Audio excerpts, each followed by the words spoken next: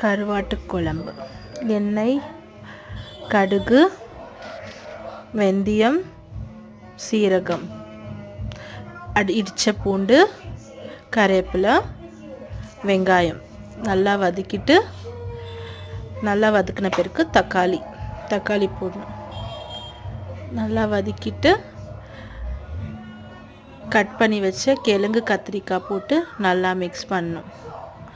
பண்ணிட்ட பிறகு மிளகா, தனியா, மஞ்சள், கொழும்பு மிளகாத்தூள் போட்டு நல்லா மிக்ஸ் பண்ணிவிட்டு கரைச்சி வச்ச புளியை ஊற்றி நல்லா மிக்ஸ் பண்ணிவிட்டு நல்லா கொஞ்சம் வதங்கின பிறகு நெத்திலி கருவாடு போட்டு நல்லா மிக்ஸ் பண்ணிவிட்டு ஒரு 5-10 மினிட்ஸ் நல்லா கொதி வந்த பிறகு உங்கள் ஸ்டவ் ஆஃப் பண்ணால் கருவாட்டு குழம்பு ரெடி.